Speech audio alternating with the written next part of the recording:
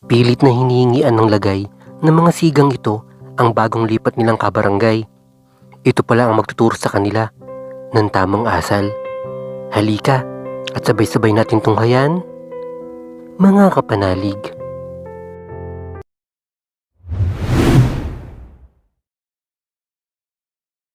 Hoy, hindi ba ikaw yung bagong salta dito? Nilapitan ni Bruno, isa sa kilalang mga siga sa kanilang lugar. Ang isang lalaking kalalabas lamang mula sa bagong bahay na nilipatan nito. Inakbayan niya pa ang nasabing lalaki habang iba namang niyang katropa ay pinalibutan sila na animoy nag-aabang ang mga ito ng bakbakan. Oo, ako nga po. Teka, bakit po?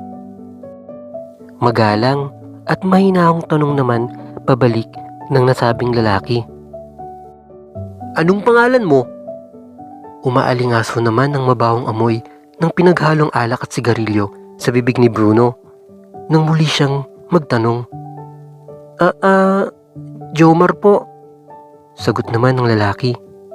Napatango si Bruno pagkatapos ay isa namang tanong ang binitawan niya para sa binata. Kilala mo ba kung sino ako dito, Jomar? Ako lang naman ang leader ng mga siga dito sa barangay natin. Kinakatakutan ako dito at wala pang kahit na sino mang nagtangkaman lang na bumangga sa akin dito. Kaya kung ayaw mo makatikim ng perwisyo, sundin mo ang sasabihin ko sa'yo. Pagsisimula ni Bruno sa tangkang pananakot niyang yun sa tuwing may bagong saltang napapadpad sa kanilang lugar. Halatang pare-parehong lango sa alak ang magkakabarkadang ito. Kaya naman napailing na lamang si Jomar.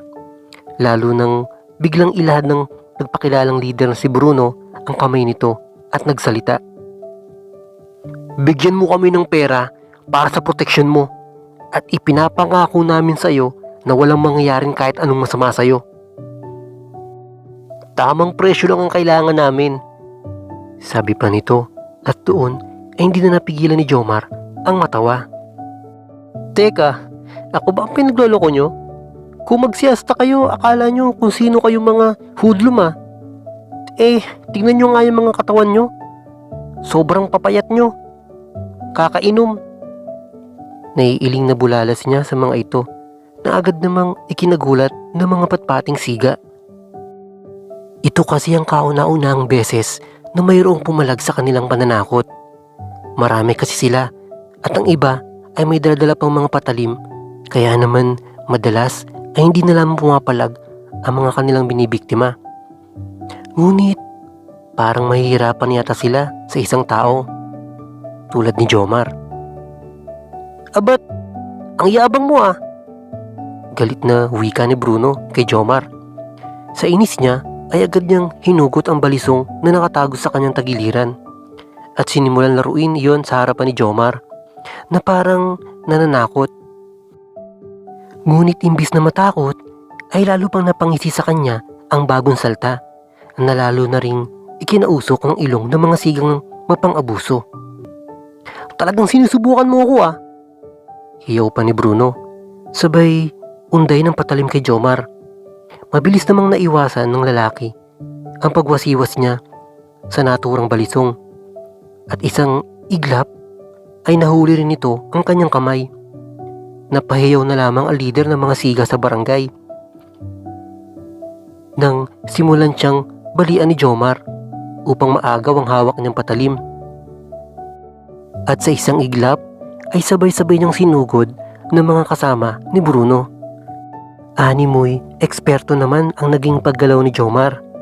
Para siyang sumasabay sa hangin sa tuwing gaganti siya ng suntok at sipa sa mga sigang maya-maya pa ay isa-isa nang bumubulagta sa kanilang kalsada. Para silang nakipaghalikan sa lupa matapos silang bigyan ni Jomar ng leksyon. Hindi nila alam kung papaanong natalo ng nag-iisang tao lang ang 7 siga ng barangay na yon, na pawang may mga daladalang mga sandata. Maya-maya ay dumating ang mga pulis na tinawagan ni Jomar.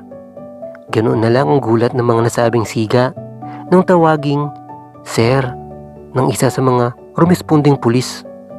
si Jomar. Doon nila nalaman na isa pala itong dating pulis na may mataas na ranggo na ngayon ay nagbabakasyon lamang sa kanilang lugar. Kaya ganun ito kagaling lumaban. Nagkamali pala sila ng bagong saltang pinagtripan. Sila tuloy ang nakatikim ng leksyon.